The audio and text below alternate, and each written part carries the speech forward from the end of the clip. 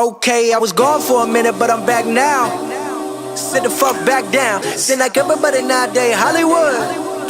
Oh, it's like that now? I'ma show you motherfuckers how to act now. I'ma show them how to act. I'ma show you. I'ma show them how to act. So, how's it going today? It's going good, it's going good. Yeah, it's going well, I should say. Well, definitely. Yeah. We have a very nice scenic backdrop today. I really like this. Yeah, it's one of my favorite spots. Really? I've been telling Shaka about this for like 2 years now, so it's actually really exciting that he gets to see the beauty. And hopefully you guys get to see the beauty around and all of that, yeah. It's beautiful, bro. It lives up to everything that you said it was going to be. Yeah, especially the fact it's 85 degrees outside. It's a Trying to little get a little tan, you feel me? Trying to look like Shaka out here. You a clown. Alright, cool. So, here we are, episode 5. Really excited. We've like, man, every week is something different. Yeah. And I love it. Yeah. I love it. So, like I always tell you, I'm excited to see OD. what we have. And I appreciate your help. Definitely. Right. What'd you bring me? For real, we usually talk about what the episode is going to be about. Yeah. So basically, just the vibes I'm feeling right now is that of appreciation. I mean, you see the background around me. Once again, I think I told you guys last week about like struggle and about how like the road gets tough and all of that. And I feel like a perfect subject for this week is to talk about appreciation. You feel me? Like, once again, I'm 23 years old. Shaka, you 24, right? Yep. Yeah, Shaka's 24, and we out here grinding every day, getting it. I'm out to prepare myself to work the same job I was telling you guys last week that I struggle to work 40 hours. I made a decision that I need to work 75, 80 hours, right? Yeah. Just to stand there and make some more money because I need to make some moves. I mean, I can get out of my job. So I just wanted to come out here today, Sunday, and really appreciate what I have around me because it does get very stressful. So yeah, let's talk about appreciation. Let's talk about beauty. I mean, look around, right? It's nothing but beauty around you. And even when I was in Philadelphia, in Kensington, in a neighborhood called Little Baghdad, right, where people are literally getting shot, killed, selling drugs all the time, I found beauty within that. I remember when I was a little kid and we had our porch. And when we had our porch, bro, every single time it would start raining, yo, me, my sister, my friends, we'll just sit on the porch and be at like in complete amazement of how the sky was a certain gray, of all the raindrops coming down. And we'll just sit there, tell stories, right? Listen to music. Like we didn't have no iPods back in the day, right? It was still radios, FM, you feel me, Power 99, whatever, 96.5. Yeah. So we'll just listen to music and we'll chill. And that was me at like 8, 9, Yeah. you feel me? So I remember when I was walking from East Stroudsburg University from campus to what would then be my house the following year. I remember it was just be rain out listening to Billy Joel Piano Man. That's when I really started getting into it. Every day I would listen to Billy Joel Piano Man and I would be at amazement because when it was overcast outside, the reds were slightly darker. The greens were slightly sharper, right? And it was just beautiful and I would just look around and I would be happy no matter how stressed I was because I hated college, right? The walk from my campus to my to my friend's house, which would then once again be my house the next year, was beautiful. And I feel like at times when you're very stressed and all that, you gotta look around, you gotta find the beauty, you gotta figure out what makes you happy and tune into that. Right, we was listening to the Post Malone album. Shaka finally listening to it earlier, and it was a beautiful album, right? And I was just sitting there, stretched out on the floor, eyes closed, and just really just trying to meditate, really trying to relax because I got a crazy week ahead of me. I got a crazy 2 weeks ahead of me, and you know when you're trying to save money, but then all of a sudden the universe is like, ha, let me get that bread, boy. Like that could become very stressful. Yeah. So that's really the time the time that I'm on right now, right? That's really where the zone that I'm trying to really focus in on.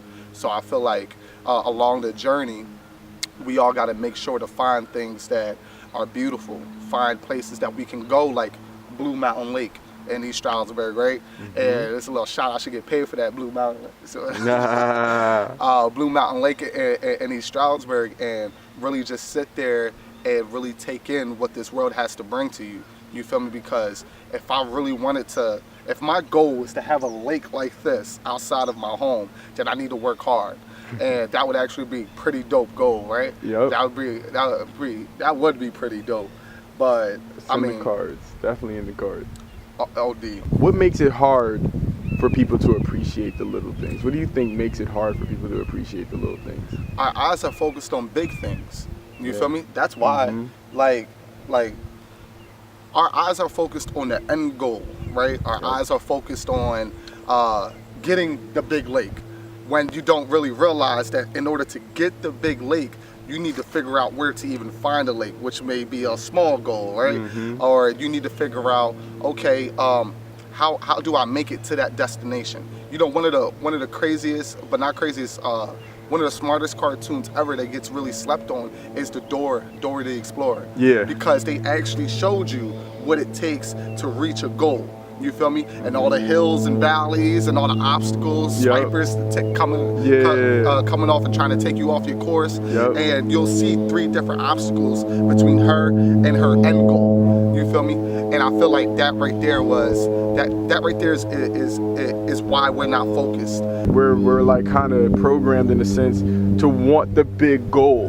You know what I mean? And it's like you said, I think that we focus on the big lake so much that you don't realize that you have small lakes around you all the time. You know what I mean? Even if it's just a conversation with a friend, even if you can't come out here every day and see this, we can go on a balcony in your house, or we can go for a walk around the park and still have this conversation and enjoy it. Mike, my mentor, told me one time, because when I was 19, 20, 21, I thought maybe if I do this, then what would happen is I'll achieve my goal. I'll get that big lake. But it's never one thing, right? It's everything. You feel me? Success is not embodying one thing. Success is embodying everything. And that's why people focus on the big lake. And if you only focus on the big lake, you're never trying to embody everything, because you just think, hey, maybe if I make $1,000, $1 million, 10 million, 500 million or whatever, or maybe if I have an event with this many people, or maybe if I stand there and sell this many albums, maybe if I stand there and do this many push-ups, right? Then you're not really focusing on the totality of everything. So I feel like that's how you lose focus of the big lake. That's how you literally never achieve the big lake, while always keeping it in mind, which is like one of those things that I think a lot of people, when they're going through the journey, don't even recognize. It's like, I keep focusing and putting all my energy on the big lake. How is the big lake not coming? You know what I mean? And I think that it comes down to, because there's more to life than the big lake. And life isn't going to give you something that grand, that great, that amazing if you haven't shown it that you could even appreciate the small things. You have to grow to the big lake. That's why you have to get a little lake. You have to get a little lake and build it up. You know me, I've been talking, my dream car is a 2015, and this point in my life, 2015 Mercedes-Benz C300. Fire. All white, blue eyes, call it Becky. Go. Call it Becky, I like that. Becky with the panoramic sunroof. Hey. But I've been talking about that for a while now, and I was focused on just that, not realizing that, hey, listen, I'm driving a 2004 Pontiac Grand Prix, Joe, like the drug mobile. Right? I like that. But it's kind of like I was so focused on that, I was doing nothing, literally nothing, to stand there and achieve that. Now that I'm focused on not getting the C300, but figuring out the work it takes to get the C300, figuring out the results it takes, like the door map, planning out the map. I'm not focused on the C300, because if I work hard enough, if I focus my energy hard enough, the C300 will come. If there's something that you want to say about appreciation, because it is such a vast idea, such a vast concept that I think people have a hard time sometimes exploring and dealing in, what would you say if you can concisely express the importance of appreciating what you have and what you have the ability to have around you? We don't own a lake. We don't own, some huge property. A dog is chasing a rabbit right now. This rabbit is hopping for its life. We're catching a murder on camera right now. A dog is chasing a rabbit. We gotta appreciate that too. You know what I mean? The circle of life. And actually, that's the best. Yo, it's crazy. Yeah. We got to keep this. Yeah. Because what I was going to say was, appreciation is the difference between life and death. And I think a dog just killed a rabbit just now. So, like, I guess life is like I have something to say about this. OD, life is OD. It was like, yo, James, I like your energy. Yeah, Instead yeah. of sacrifice this little rabbit. But that's appreciation is the difference between life and death, man. Like to feel alive, you have to be able to understand that it's going to come. Life comes with turmoil, and the only way to get through turmoil is to appreciate the turmoil, appreciate the learning experience, appreciate what you have around you. Like I said, I was living in a hood. You feel me? North Philadelphia, turmoil. You feel me? And I was finding appreciation within it. You feel me? Finding love, finding enjoyment, joyfulness. You feel me? Happiness, things like that. And I feel like that's what it takes. Like you need to understand that appreciation starts with you, just like everything. Everything starts with you. You feel me? Even when we were going to talk about persona, I was going to bring that joint all the way back to your persona starts with you. You feel me? And be yourself. So I feel like, in a concise way, our parents most people's parents, for the most part, try to get them to appreciate everything, right? You should appreciate this, you should appreciate that. I didn't have this growing up. It's true. It's true. It's real rap. And I'm going to say the same thing to my kids, you're going to say the same thing to your kids. So I feel like appreciation just comes with understanding that there's a difference between life and death. And for real, you can't appreciate nothing when you die. You feel me? What are you going to appreciate? You can't appreciate this life when you die, you're done. You feel me?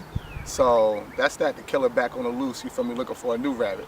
You feel me, wagging its tail. You're not going to find one over here, you're going to find something else, you keep playing. But on a different note. That's funny as hell. I hear you, you know. I think it's really powerful. I think appreciation is if not the most important thing a person can do on their journey to whatever they're trying to fight for, whatever their picture of success is. That dog wreaking havoc, boy. Yo, he on the loose. Everybody in the park don't feel safe. No, I see it. If y'all can see this right now, there are people like literally like running around like scared of this dog. Yo. Apparently she knows the dog by name. That sound like a bear. That dog was running through the woods like a bear, boy. What I'm saying is this. Appreciation is the most important thing you can embody, because if you can't appreciate the small things, you'll never be able to appreciate the big things. By the time you reach the age of 18, when you thought that, hey, listen, as soon as I turn 18, right? You feel me? Like, as soon as I turn 18, watch, my life is going to change. I'm going to be doing this, I'm going to be doing that. Said that. every 17-year-old ever. And then you realize that when you turned 18, that feeling wasn't there. It was just like when you were 17 at 364 days, right? Then it turned to, when I turn 21. Well, you know, man, it's going to be crazy, man. It's going to be crazy. You turn 21, get drunk as hell, right? Then the day after, you like, damn. Same me. Same me. Same me. Exactly. I think that's good. It's gotta be in this life that I live.